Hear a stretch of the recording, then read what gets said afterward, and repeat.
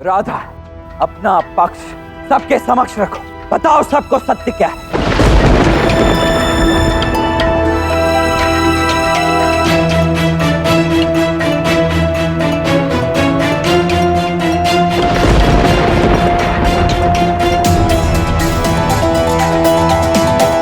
ये पारिवारिक प्रकरण है,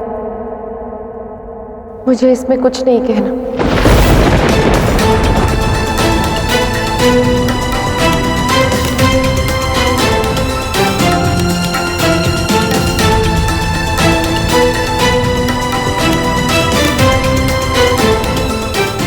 ये तुम क्या कह रही हो राधा? ये यहाँ प्रश्न न्याय का है। हाँ श्री राधा, बताइए ना सत्य। देख लीजिए द्वारकावासियों, ये सब क्या हो रहा है। जब राधा कुछ कहना नहीं चाहती है, फिर भी उन पर दबाव डाला जा रहा है ताकि मुझे कृष्ण के अन्य पुत्रों के मार्ग से हटाया जा सके। जैसा कि मैंने कहा, ये केवल एक षड्यंत्र है मेरे विरुद्ध, और इसीलिए हो गया न्याय। अब मैं जाने के लिए स्वतंत्र हूं।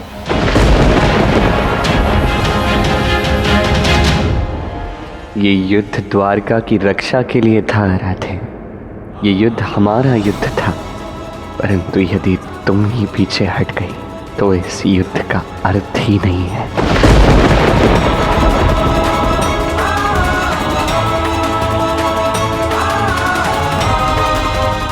क्या अब भी मुझे दंड मिलेगा? क्या यही है विश्व प्रसिद्ध न्याय, जहां बिना पक्ष सिद्ध किए दंड दिया जाता है? यहाँ सब जानते हैं क्या हुआ है, जानते हैं अपराध क्या है, अपराधी कौन है। यहाँ लोग साक्ष्य हैं।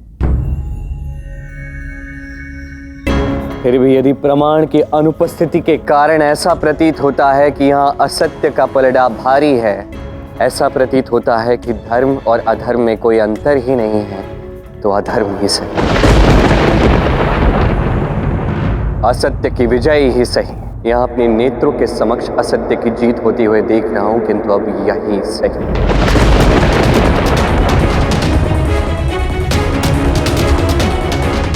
कृष्ण, सत्य तो अपने आप में ही शक्ति होती है ना। जब प्रेम सत्य का साथ ना दे तो सत्य अशक्त हो जाता है राधे।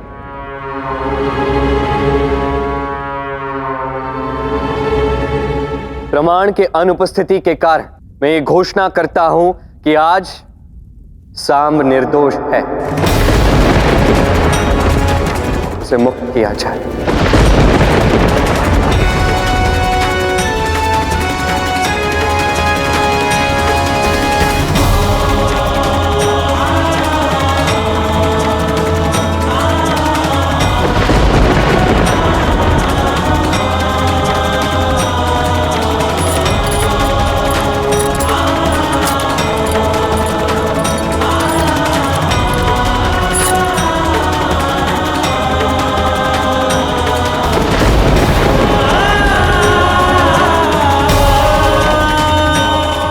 द्वारका की ये सभा आज यहीं इसी क्षण समाप्त हो। अभी नहीं, ये सभा अभी समाप्त नहीं हुई है।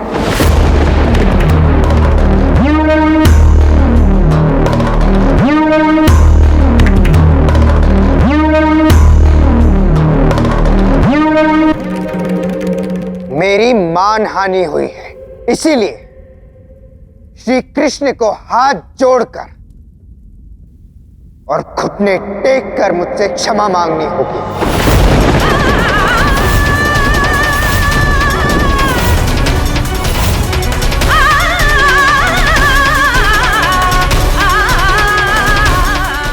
अद्भुत चाल सांब, सारी द्वारका के सामने झुका दो कृष्ण को, स्वयं समाप्त हो जाएगा कृष्ण। मुझ पर इतना बड़ा आरोप लगाकर कैदियों की भांति मुझे कटघरे में खड़ा कर दिया गया, उसकी क्षमा तो मांगनी ही होगी। जो धर्म स्थापना के लिए पूजे जाते हैं, उन्होंने ही अधर्म किया, उसकी भी क्षमा मांगनी होगी।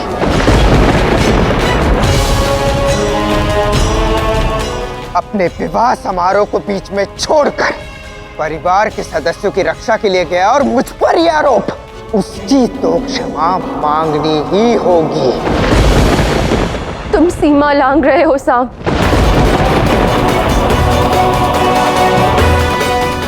कदाचित अभी कोई कह रहा था कि पारिवारिक प्रकरण में उसे बीच में नहीं बोलना चाहिए, है ना श्री राधा? कौन? भले ही ये तुम्हारा पुत्र है, किंतु इसकी इस उद्दंडता के लिए, इसे दंड देने के लिए मुझे किसी साक्षी की आवश्यकता नहीं है। नहीं दाऊ, देखा जाए तो हम कुछ सिद्ध नहीं कर पाए। साम अपराधी है ये सिद्ध नहीं कर पाए। तो उसके अनुसार तो यही प्रतीत होता है सबको कि हम ही उस पर झूठा आरोप लगा रहे हैं। मेरे पुत्र की यही इच्छा है, तो यही सही। मैं हाथ जोड़कर, घुटने टेक कर साम से क्षमा मांगने के लिए सच हूं।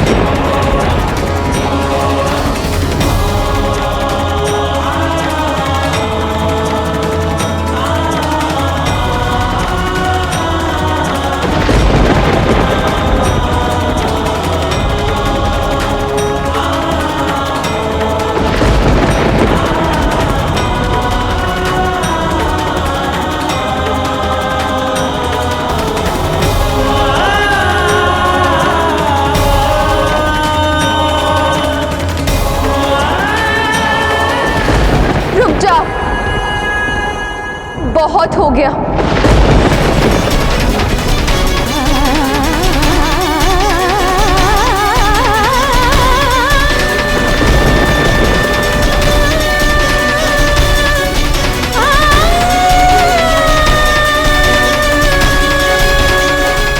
अब तक मैं बोली नहीं क्योंकि ये प्रकरण परिवार का था साम, पर अब बात यहाँ न्याय और धर्म पर आ गई है।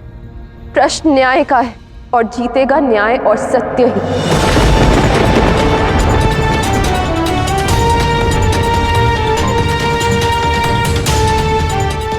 कृष्ण तो स्वयं धर्म है साम, और तुम धर्म को ही अपने समक्ष झुका देना चाहते हो। हाँ, मैं तुम्हारा परिवार नहीं हूं, पर मैं सत्य का साथ दूंगी।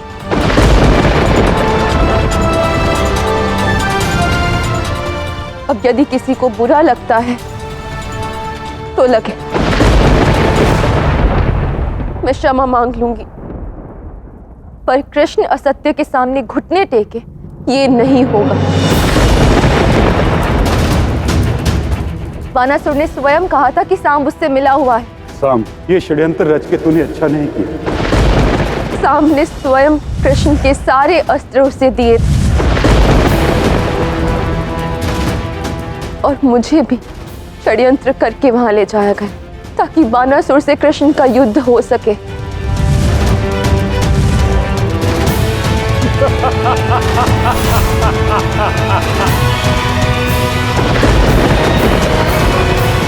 महादेव और कृष्ण के युद्ध का उत्तरदायी भी साम ही है।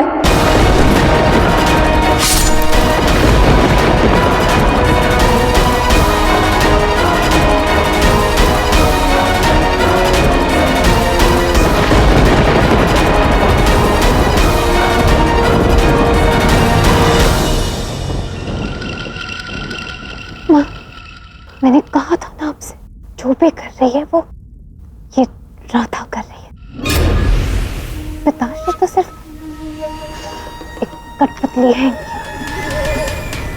फिर भी बस मेरी इतनी विनती है कि यदि सांब अपनी भूल स्वीकार कर ले तो उसे क्षमा कर दिया जाए।